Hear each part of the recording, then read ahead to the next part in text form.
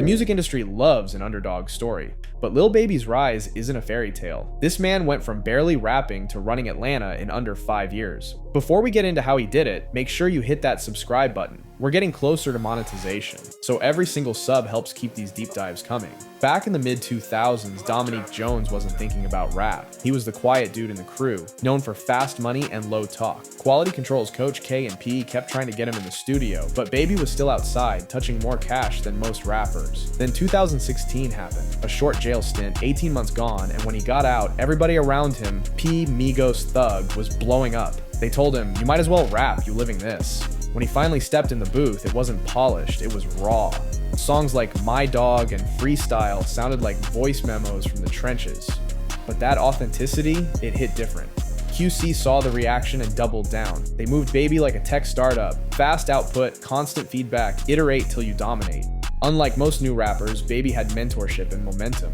Thug mentored him, taught him flow control and business moves. Then Drake hopped on Yes Indeed, and the industry couldn't ignore him anymore. By 2019, Street Gossip and My Turn turned him into a household name. What makes Lil Baby different isn't just success, it's precision. Every bar, every move is calculated like he's still running plays in the streets, just legally now, and we're only getting started. By 2020, Lil Baby wasn't the rookie anymore, he was the standard. While most rappers were competing for attention, he was competing with himself. And then came My Turn. The album did exactly what the title said. 17 songs of consistency. No skips, no wasted hooks, no gimmicks. It was Atlanta swagger mixed with executive discipline. Tracks like Emotionally Scarred, We Paid, and Grace turned pain into polish. Every flow sounded like a memo from a man who'd finally figured out his purpose. And while the world was locked inside during the pandemic, Lil Baby was outside, digitally. He dominated charts without leaving Atlanta. He was so hot that even the industry couldn't keep up with the demand for features. Everyone wanted that Baby energy on their records. Then he dropped The Bigger Picture. No chains, no dancers, just a man using his voice for something he believed in. That song shifted him from rapper to leader. It proved he could talk about real life without losing credibility or momentum. That's rare. The streets felt it, the media covered it, and even politicians had to acknowledge it. He became the voice for a generation that grew up on trap beats but still wanted change. By 2021, Lil Baby was printing platinum records like flyers. He toured with Lil Durk, landed Grammys, and pulled features with Nicki, Kanye, and Drake back to back. Every move was methodical. Merch drops, documentaries, charity events, basketball runs in the off-season. He was building a brand bigger than music while still talking to the same people he came from. But success brings pressure. The industry started asking if he could sustain the heat. Was Lil Baby built for longevity, or was this just another run?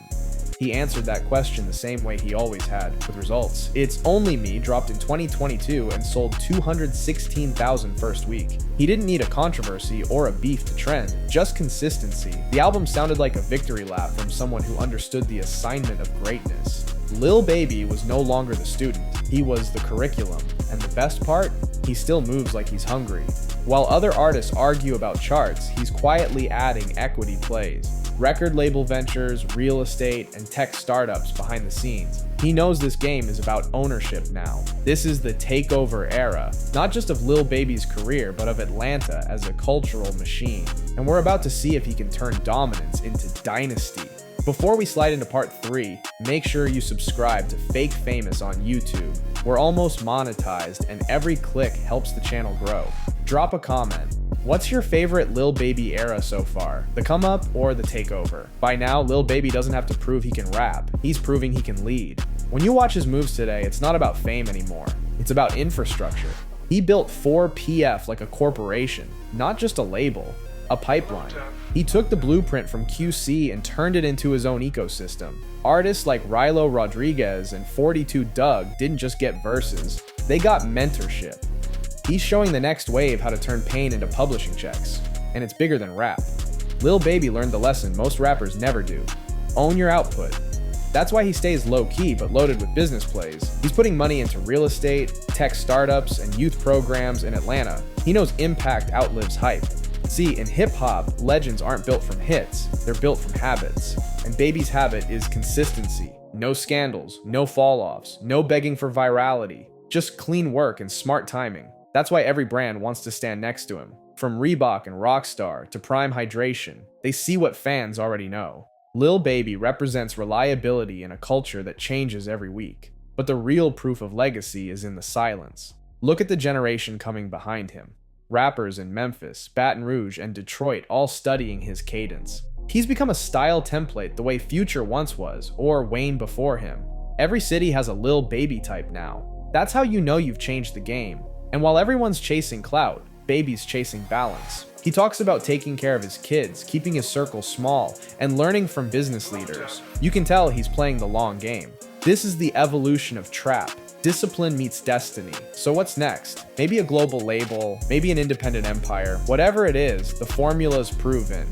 Stay authentic, stay consistent, stay ahead. Lil Baby came in the game to survive. Now he's building something meant to outlive it, and that's the difference between a rapper and a legacy. If you made it this far, hit subscribe. You're part of the reason Fake Famous keeps growing. Drop a comment with your favorite Lil Baby track and tell me who you want to see next, because we're just getting started.